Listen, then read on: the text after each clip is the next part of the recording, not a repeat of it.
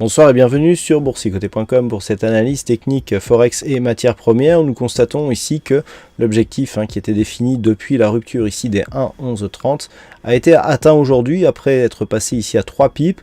On a marqué un rebond technique ici sur la moyenne mobile 20 exponentielle et puis les cours sont revenus ici tester cette zone de support. Donc on est actuellement sur une zone de test, la zone des 1,0960 ayant déjà été fragilisée quelque part par ce premier test, même s'il était à distance, pourrait ici céder sur cette dynamique, d'autant que la configuration n'est pas du tout survendue. On a un stochastique qui rentre à peine ici dans sa zone de survente, c'est même plutôt baissier comme signal.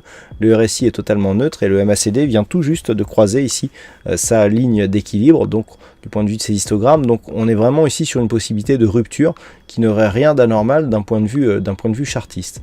Si la rupture intervenait, nous aurions un prochain objectif ici d'oscillation prochain objectif d'évolution à 1,0837 qui est la prochaine zone de support majeur. La configuration actuelle ne présage pas d'un rebond technique, mais si celui-ci intervenait, puisqu'on est quand même ici sur une zone de support majeur, les cours pourraient revenir ici sur la zone des 1,1050 sans remettre en cause la continuité baissière de cette dynamique.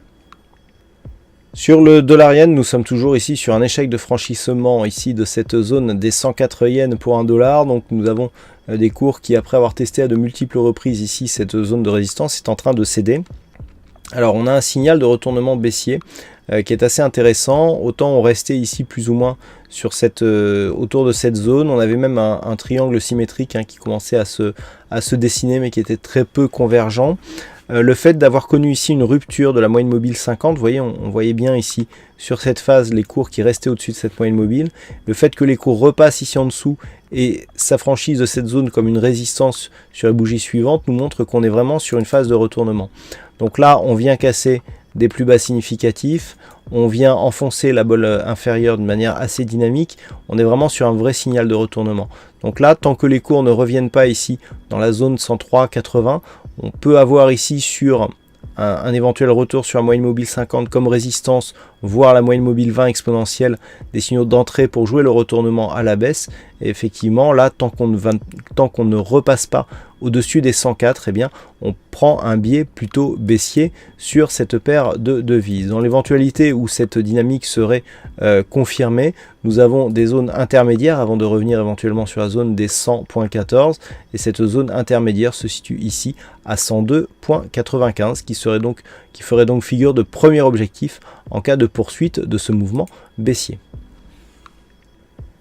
Et enfin sur l'or, eh bien, nous avons finalement ce petit mouvement de rebond technique que l'on attend depuis si longtemps. Alors c'est vraiment très technique, je vais me rapprocher, donc on constate bien ici la phase de baisse, les retracements de Fibonacci donc pris sur l'intégralité de cette dynamique ici directe. Et ce que nous pouvons constater, c'est que après avoir évolué dans la zone ici entre la zone de point bas et le retracement des 23,6% de Fibonacci, eh bien les zones, donc l'or casse ici de manière très dynamique le retracement est 23,6 et vient directement chercher le 38,2. Le test se fait vraiment d'une manière très précise. Là on a un 38,2 et on voit la bougie qui plouc, vient piquer ici et puis tout de suite redescend. Donc il s'agit effectivement d'un signal de rebond technique. Les cours pourraient très bien revenir ici sur ce retracement à 23,6, marquer un pullback et donc ça sera un test intéressant puisque si les cours restent au-dessus des 1264, eh bien on aura un signal de haussier qui se mettrait en place sur la tendance très court terme. Toutefois, après le contact ici sur le retracement des 38,2, nous pouvons constater que même si le RSI reste haussier, nous avons un signal baissier qui est en train de se construire ici sur le stochastique, confirmé par le MACD, qui avait déjà du mal à monter, mais là, on a deux histogrammes rouges consécutifs qui nous indiquent que la dynamique est en train de se retourner. Si tel était le cas, l'objectif sera évidemment un retour ici sur la zone des 1250,55 $ l'once, et d'ailleurs, ça nous donnerait d'un point de vue global une phase de baisse avec une consolidation sur le 38,2, donc la configuration globale resterait fortement baissière. Voilà ce que l'on peut dire donc sur cette analyse technique de Forex et matières premières. Passez une bonne soirée, bonne chance dans vos prochains trades et on se retrouve donc dès demain pour d'autres analyses techniques sur le site boursicoté.com.